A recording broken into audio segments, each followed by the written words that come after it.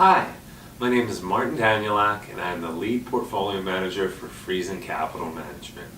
Thank you for tuning into our first video. Our main objective is to manage our clients' risk and to protect portfolios from any large declines in the market. One of the biggest challenges when making sound decisions is being able to cut through all the noise. We view noise as the endless stream of predictions, forecasts, and media stories that cloud the decision-making process. We avoid these and focus on a few key areas that help us determine what the market is actually doing. The first one is the current trend of the market, which indicates if institutions or large money managers are buying or selling equities. And the second is market leadership, which shows where institutions are investing. Are they investing in growth stocks like Amazon or defensive stocks like Walmart? All of these factors are very important as they indicate where the smart money is moving. A good starting point is looking at what happened in the first quarter of 2019. 2018 was a rough and negative year for equities globally, but 2019 has started on a strong note. From the beginning of the year, global markets have rebounded dramatically, led by North America. Does this rebound mean that equities are going to continue higher?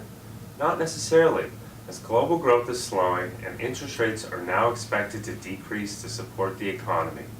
Lower interest rates can signal a lack of confidence in the economy, which is also reflected in the volatile trend of equity markets today.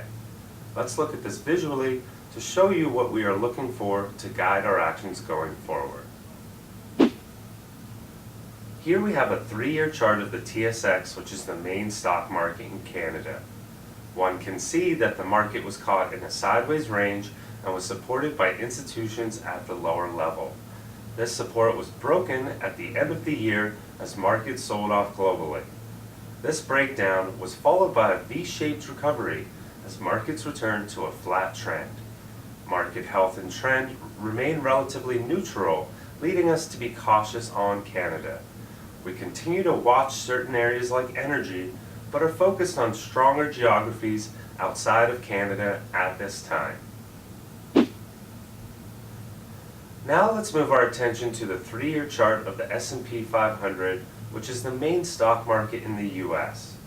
One can see that it was in a healthy uptrend and has come under pressure in the second half of 2018. Like in Canada, the market was initially supported, but then broke down with markets globally. This breakdown was also followed by a V-shaped recovery as the US market returned to a flat trend as well. We continue to favor US equities, but are still cautious as market health improves. Finally, let's take a longer-term perspective and look at the 20-year chart of the US market.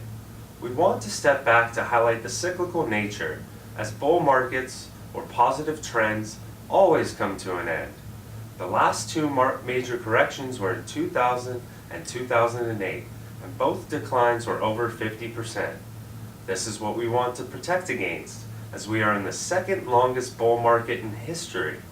This doesn't mean that a downtrend will emerge tomorrow, but does illustrate the importance of managing risk today.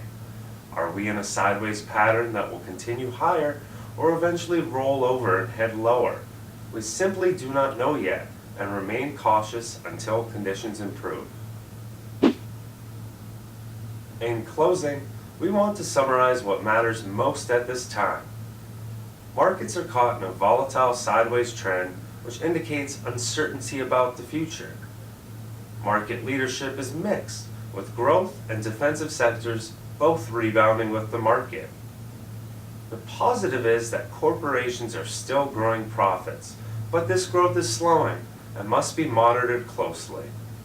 Together, these points reflect our cautious position and plan to move with the market. Thank you for watching, as we hope that you found this video informative. Please feel free to contact our team if you have any questions.